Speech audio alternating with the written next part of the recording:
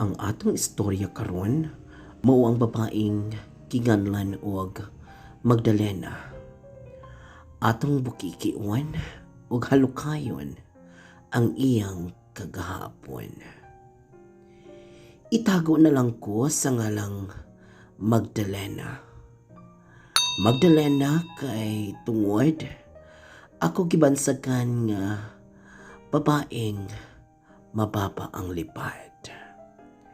Nagsugod ang akong istorya ngadtong na ako sa Pangidaron 18. Mingsud na ko sa usa ka trabaho nga ubos kayod ang panglangtaw sa uban. Tungod lang sa isa ka kapit o sa kinabuhi, akong gisudlan ang pagka-entertainer sa usa ka resto bar. Di gayud na ako malimod nga lahi gyud ang panglantaw sa mga tao. Batok diha kan ako. Ang uban kay labi ka trabaho ko nga bayi sa usa ka imnanan, usa ka hugaw ug makaluluoy nga bayi, ug wa nay paglaom ang kinabuhi, mao ang lantaw nila kan ako. Tungod sa kawadon, mingpadayon ko sa pagpanarbaho. Wa na ko tagda ang saway ug panamastamas sa mga tawo kan ako. Lisod ug pait kaayo ang akong sitwasyon, kay masukod jud ug unsa kalalom ang imong pasensya ug respeto sa uban ug sa akong kaugalingon. Kung atong bulikaton ang rason nganong nasud ko ani nga trabaho, kay tungod ra sa simple nga rason. Rason nga bisan kinsa buhaton ang tanan aron mahawas sa kalisod. Oo, sakto. Tungod sa kapit-os sa pamuyo, maong ako kining gisudlan. Di man daw sa wanay choice, kundi dali ra og sayon kuno ang kwarta. Kung atong himay-himayon na akong kagahapon, wa dyo'y makatagna nga usa ka babayeng kipot mulihok, og kung mutingog mura dyog tamsing di kuhiton, di sab mutigik. Kay mamahimong usa ka dancer sa club. Bisan akong pamilya way tangkad sa pagkadismaya kanako. Daw wa nila pamalandungi nga gibuhat ko ang tanan alang kanila. Nagpadayon ko sa akong adlaw-adlawng sistema. Ug wa ko damhaning abot nako sa 5 ka tuig sa akong trabaho. Dancer ko sa usa ka imnanan. Kung ila pang ilagway busa di kadtong babayi nga bisan kinsa ramo duyog nga laki human sa oras aron makadungag kuno sa tigom. Aduna na sad ko'y mga nakarelasyon ug si Gerald ang pinakadugay ug akong pinakanauyunan. Nahibaw na siya sa akong pangita ug wa na ko'y gitago kaniya. Kay tungod ako siyang tinuod nga gihigugma. Bisan pa man sa akong pangita, gidawat ko niya ug ako usab na tagamtaman ang iyang pagmahal diha kanako. Ning abot ang among relasyon og 2 ka tuig. Malipayon kaming duha bisan pa man sa mga pagpasipala kanako. Komportable mi magkuyog duha ug akong gipadayag ang akong tinuod nga gibati. Nga way pagduha-duha ug di maguol nga iya kong hukman sama sa gibuhat sa uban. Apan, adunay usa ka higayuhan nga wa mingtunga si Gerald sa among samot. Ako dayon siyang gitawagan og gitext kay di gyud siya ingon ana. Kung di siya makadayon, di niya malimtan nga motawag og motext kanako. Apad kadtong higayuna, wa ko masayri kung asa ug naunsa siya kay wa ko niya pahibalaan. Isip usa ka girlfriend, maguol ug masubo ko kay basin og naunsa na siya. Ako siyang gikontak sa iyang telepono ug siyang gitext ug gitawagan. Apan wa siya ming reply ug di niya ginatubag ang akong mga tawag. Naguol ko pag-ayo, apan wa ko ming hawa sa among meeting place. Kay basin og na traffic ug di ba nalobat iyang telepono, maong wa katubag kanako. Ning abot na ko sa alauna sa kadlawon ug pinaabot niya. Ug wa gihapon siya mintunga. Naguol na ko pag-ayo apan ako pa siyang gipaabot sa makakadyot nga oras. Wa na ko kapati sa mga lamok nga nagpista sa akong lawas ug ang kabugnaw sa hangin nga susama sa babaeng nabuwagan. Alas 3 na sa kadlawon, may desisyon ko nga mauli na lang kay kisabay buang nga magpaabot sa taong wa may aninong nagpakita. Gabaklay ko nga ubay-ubay ang pangutana sa kaugalingon. Apan di na ko matubag kay di sab na ko gusto mabalaan ang tubag. Pag-abot na ko sa akong bahay, mindiritso ko katog tungod sa kakapoy. Buntag na nga akong nabasa ang text ni Gerald. Mahal, sorry. Wa ko makakontak nimo gabi nalobat ko og nang-invite akong kauban sa trabaho. Ug panihapon wa ko madayon sa atong sabot. Pasaylo ako og mabalos ko nimo. Ako ikaw sunduon unya sa imong trabahoan og mga unta sa gawas. Nalipay rasab ko kay ni-text siya kanako nga okay ra siya. Wan man sab ko makulbay gabi noon. Mao kadto gisundo ko ni Gerald sa bar ug nag-early out ko aron masapnan nako siya sa dinner sa gawas. Apan sa among pagpangaon, aduna ko'y mga nabantayan nga lagom sa iyang liog. Nga murag nabunog. Ako siyang gisukmatan ug naunsa ang iyang liog. Ang iyarang tubag, napaakan kuno og mananap ug iyang sige og katul, maong minglagom. Wa ko maghuna-huna og lain kay di ko gusto maguba ang among gabiing duha. Humana mo og pangaon, iya kong gipangutana kung ana pa ba ko'y gusto adtuan. Aw, ikaw, asa man ko nimo gusto? Gusto ko nimo datuon. Mora sa bang akong tubag kaniya. Ana siya, magsinik daw kuno mi. Kay tungod, taod-taod na kuwa kasud og sinihan, ming tando ra ko kaniya.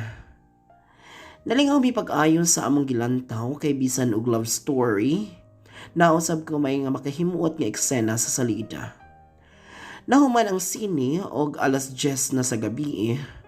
Niingon si Gerald nga iuna na ko niya kuno og hatuod sa bay kay ano na pa siya importanteng adtuon. Wa na ko ming sukmat ug asa siya moadto kay basin maura ang among lalisan. Ning tando ra ko ug naabot na mi sa bay. Hapit usa mahal, basin kay aron di ka katugon mga piusa kita. Niingon ra si Gerald nga di na kay nagpaabot na kuno ang iyang amigo. Og nilakaw siya pagpadayon. Nakalimtan gani niya ang paghalok sa akong aping. Tungod ni adto, nakapangutana na sab ko sa akong kaugalingon. Ano na ba ko'y nahimong sayop? Kadto kaniya nga nung nausab man siya. Ako siyang namatikdan nga di nakaayo siya sweet susama kaniadto. Di na anin niya gunitan ug hapid-hapyuran ang akong pahad. Minglabay ang mga adlaw, wa na sab siya ming kontak kanako. Apan ako ka-text niya aron mangumusta. Di ko gusto maghuna-huna og lain, apan akong paminaw ana siya'y mga lihok ug nausab gayud siya. Mukontak ra siya og maganahan, makikita ra siya nako og tinalian. Dako yang kausapan, apan wala ko'y makita nga rason nga papulaan siya kanako. Kay ako manggibuhat ang tanan na aron siya malipay ug aron siya akong palipayon. Usa ka adlaw, ako siyang giadto sa iyang gipuy-an aron unta i-surprise kay tungod lagi usa na mi kasimana nga wa magkita ay. Apan sa sige nako og panuktok sa iyang portahan, wa may ming tubag. Ug wa siya sa iyang bay. Apan kaniadto ing aning orasa, kay naa ni siya sa ilaha aron magpahulay. Dito gasugod nako sa akong duda.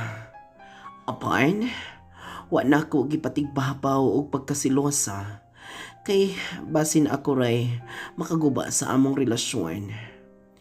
Kay tungod wa siya sa iyang gipuy-an, ning adto na lang ko sa bar kay hapit na sabang akong duty.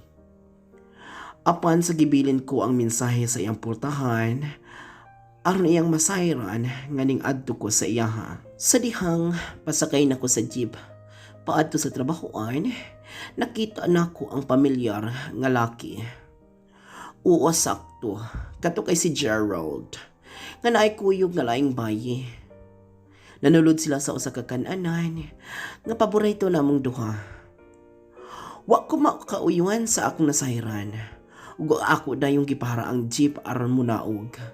Kay gusto na ko usayron ug si Gerald bagayod tung akong nakita nga ningsud kauban ang bayi.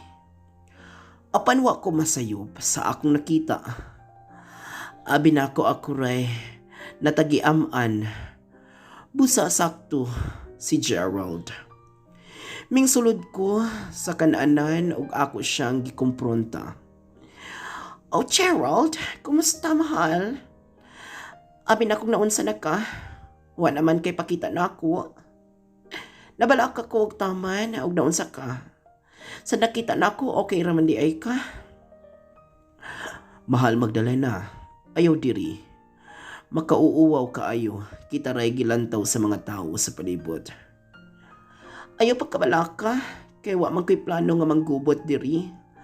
Ako ra kang gi-check kung kompleto pa ba ng imong parte sa lawas, kay basin ko ang na maong wa nagkakaadton ako." "Gerald, kinsa siya?" "Hi miss, ako di ay si Magdalena, nobya ning laki nga imong ka-dine-in diri." "Mahal, si Elise akong kauban sa trabaho." "Oh, hi miss, pagtagpo sa inyong pagpangaon. Sige Gerald, ayaw baya kalimot og kontak nako og makahinumdum pa ka." Ning lakaw ko sa iyang panglangtaw ug wa ko manggubot kay di ko gusto nga mohimo ug akong ikadawat. Apan lahi ang akong paminaw ug nasakitan ko pag-ayo. Kahibaw ko isip ko sa kabayi nga mas lalong pa ang ilang koneksyon, di lang kauban sa trabaho. Ning abot na ko sa bar ug nangandam na dayon kay hapit na ang akong oras. Bisan pa man sa kabisi, di mawala sa akong hunahuna ang akong nasayran ganinang adlawan. Akong uyab nakikita og lain. Human sa akong trabaho, kay tungod lagi wa na ko'y laing adtuan, ning uli na kog bay. Apan wa ko damha, nga gipaabot di ay ko ni Gerald sa gawas. Bisan pa nga galungot-lungot ko niya, wa na ko gipakita ngadto niya, apan ako pa siyang gidayig. Ni ana si Gerald nga kung pwede, may mag-istoryahanay. Ako sab ming tando. Giingon niya kanako nga ang iyang nakita ganiha kay wala ra. Kauban ra niya si Elise sa trabaho ug wa sila'y laing koneksyon. "Mahal, sorry kung wa na ko mabisita, wa na ko kabisita nimo. Nabisi lagi ko sa trabaho. Daghan kaayo mi giasikaso.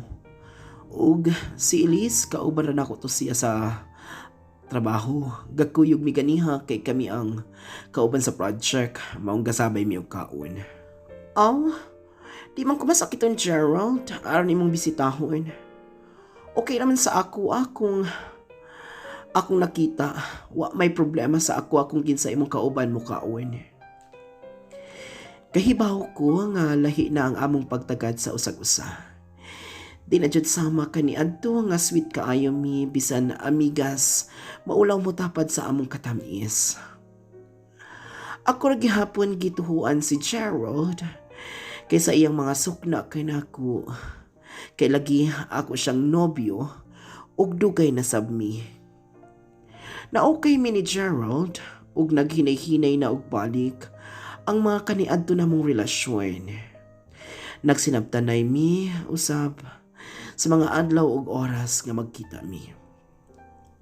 Apan usa ka adlaw ning hisgot ang akong usa ka kauban sa trabaho kung kapibaba ni Gerald ang akong nobyo.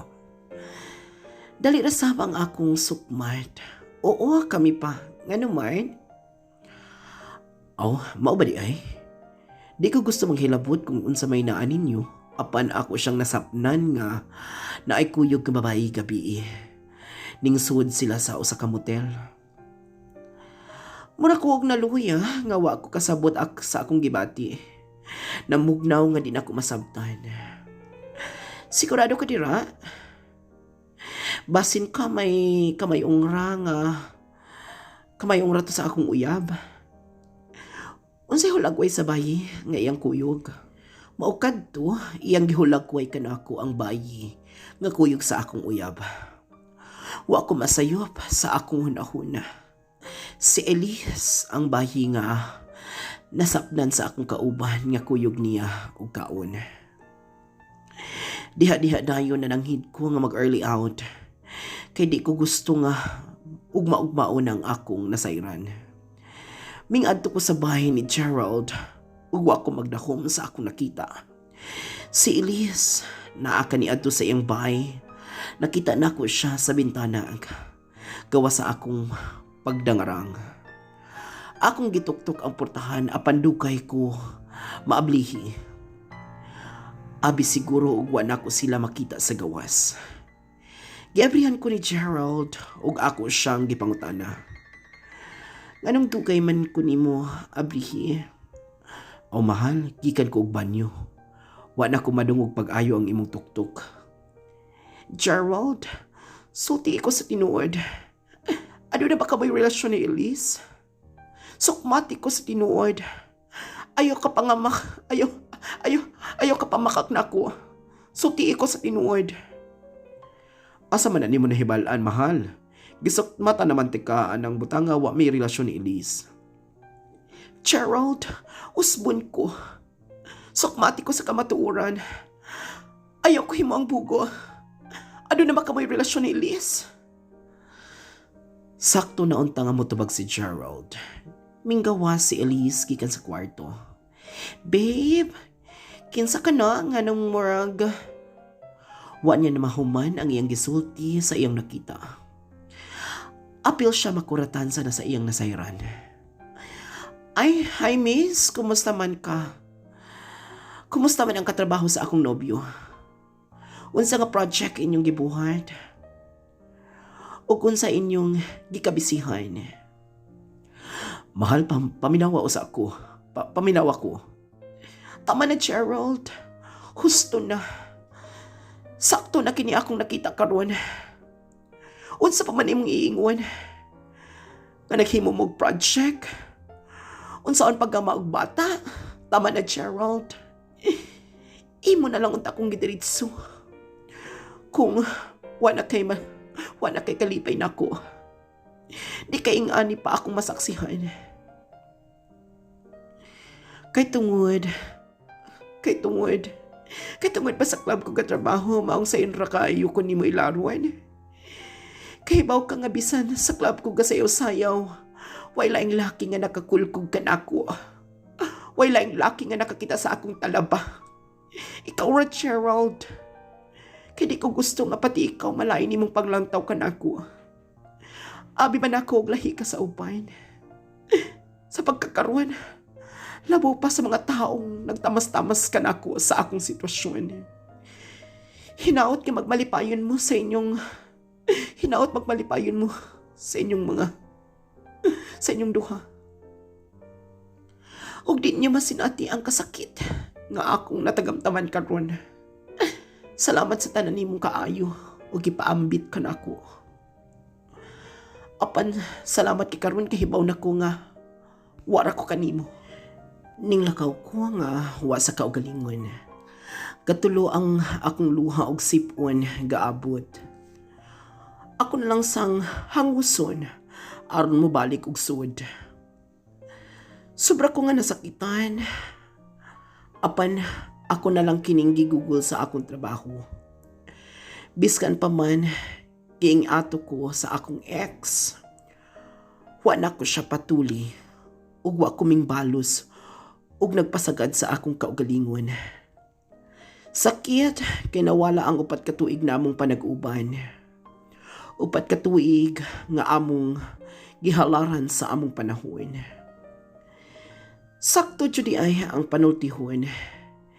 Bisan pa og ipatoka na nimo tanan og di naganahan sa imong patoka, mangita jud naglaing tuktukon. Milabay na ang mga bulan nga wa na ko'y kontak kay Gerald ug nakamove on na sab ko sa among relasyon. Mapasalamaton gihapon ko kay bisan pa ing ato ang nahitabo. Aduna ko'y daghang kaalam nga nahibaluan. Aduna may mga nanguyab ug akong nakarelasyon. Humanamon ni Gerald. Apan di na kaayo seryoso. Ug di na sab kayo magdugay. Usa ka gabi, adunay party nga gipatagayon sa among trabahoan. Party kuno sa usa ka kumpanya. Ug kami ang ga-serve sa mga guests. Gipasidanaan kami sa among manager nga atimanon pag-ayo ang mga guests kay dagko kuno mohatag og tip ang tagiya sa kumpanya. Apan wa mi masayod kung asa og kinsa kanila.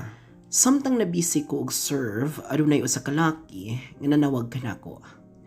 Yes sir, unsay akong matabang kanimo? Miss, mamalihog di ay ko og ice unya beer sab. Salamat. Okay sir, coming. Ginoo ko Lord, makasaman sab ko karong gabi una we. Pagkagwapo tawhan, lami pa og lawas. Nya tangkad pa jud. Pagka-perfect na lang. Gihatod na ako ang iyang beer nga order. Sir, imong ice and beer. Tawag lang sir ha kung naapay lain. Okay, sige. Salamat. Mao ang iyang tupag. Pagkabuutan sab niya. Nahuman na ang party o hinay-hinay na og uli ang mga bisita namo. Apan akong nasudungan nga ang laki na apa sa iyang lingkuranan galingkod. Sa gamay na lang ang mga tao, ning barog na ang laki og ning paingon sa counter. Pila amo atanan? Pagkadako na lang jud oy. Pagkadako siyang tingog. Ay, pagkagahi na lang uy. Pagkagahi siyang muscles. Pagkabusok na lang jud uy. Pagkabusok sa iyang kasing-kasing. Ninggawas ang among manager og nagpasalamat kaniya. Hi sir, salamat kaayo kay among resto bar ang inyong napili nga mahimong venue. Way sa payan sir og tuod sa iyang giingon. Gitagaan mi niya og tag isa ka lipo matag usa isip pasalamat sa among serbisyo. Sukad kani adto, pirmaminti na ang laki sa among resto bar. Og sa di pud tuyo ako pirmi ang makaserbisyo kaniya. Usa ka higayon ni ana, gipangayo niya ang akong numero. Apan wa na ko gihatag kay aduna ko pagduha-duha kaniya. Pauli na ko sabay, adunay ni text ka na ako. Hi, pwede ba ako na lang muhatod nimo pauli? Nakurat ko pag-ayo sa akong nabasa. Ug ang akong gibalusan og tupag. Kinsa ka? Wa man ko kailan nimo og diin ka gikan sa akong numero. Ayaw na pangutana og asa na ako nakuha ang imong numero. Lingi na lang sa likod aron imong masayran kinsa ko. Dali ko sa pagtalikod og nakina nako ang laki ning duol siya padung kanako og miingon.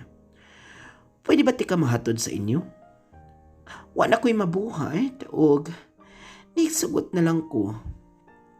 Sa among pagbiyahe, hilom kaayo ang among dagan. Unya ang madungog na lang ang tingog sa makina sa sakyanan. Apan naanami sa tunga-tunga sa daan, nitingog siya ug nagpaila-ila sa iyang ngalan. Hi, ako di ay si Lawrence. Wa ko ming tingog dayon, siya miingon. Ikaw, unsa man imong ngalan? Pwede ba nako ikaw mailhan?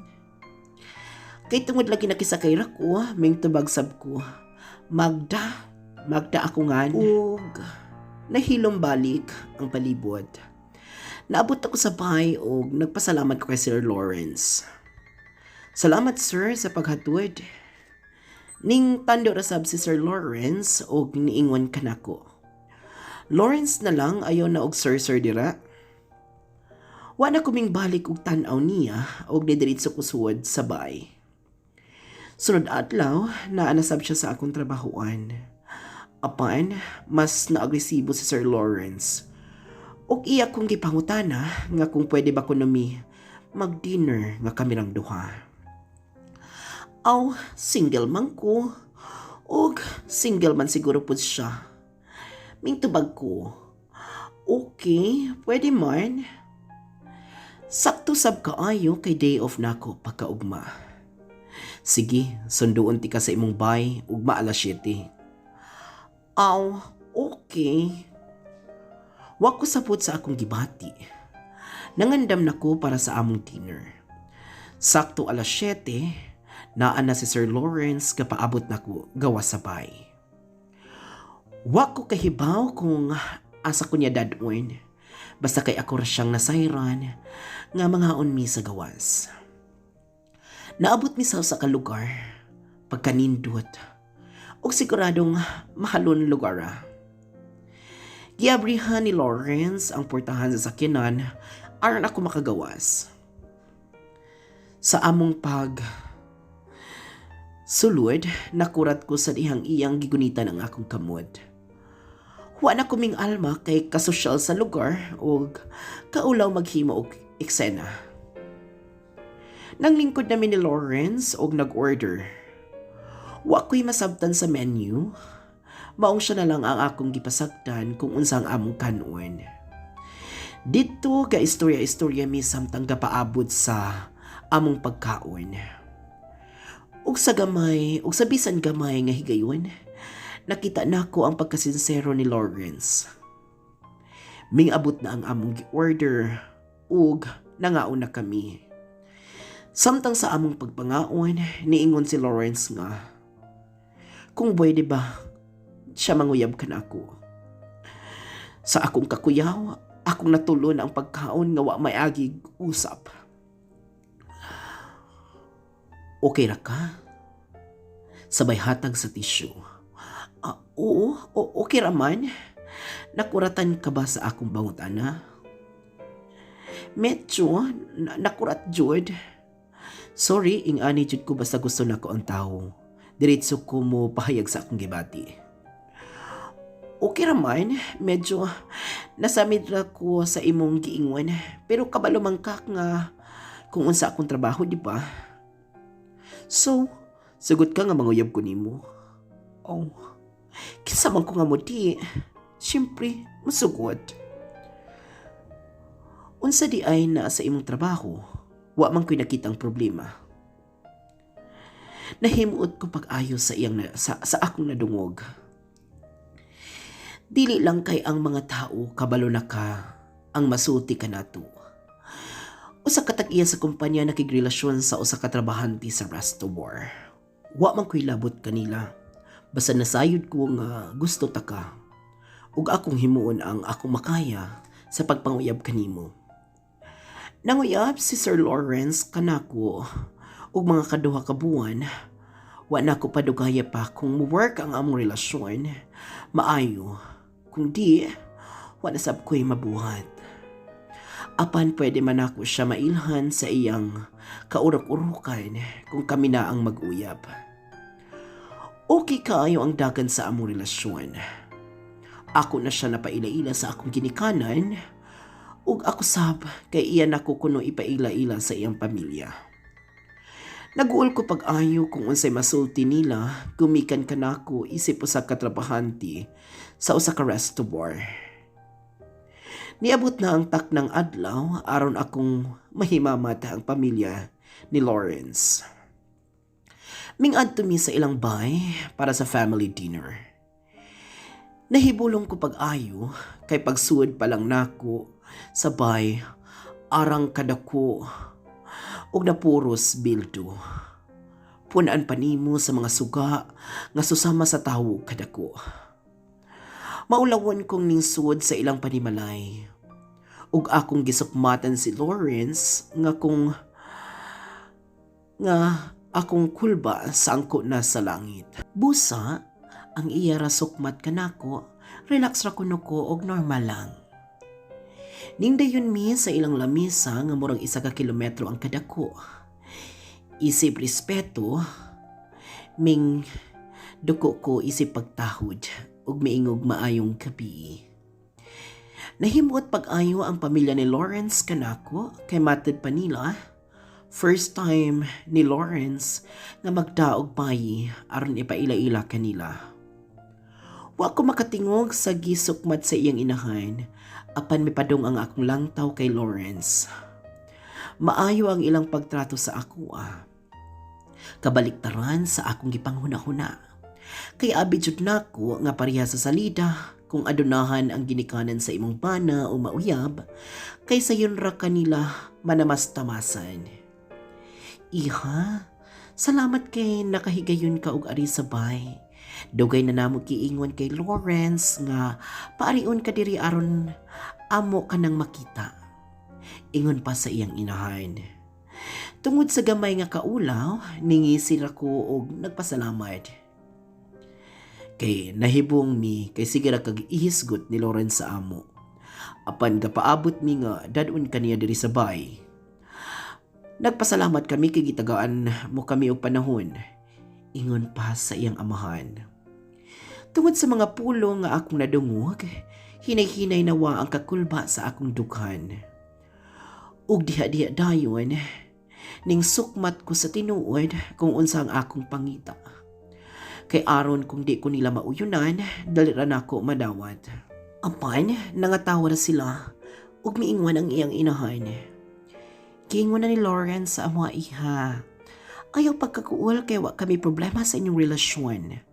Busa, mapasalamaton kami kanimo kay sukad na himo nimo nobyo ang among anak na usab ang iyang panglangtaw sa kinabuhi ug mas nahimong responsableng anak kanamo. Busa ayaw pagkaguol kay dawat kanamo.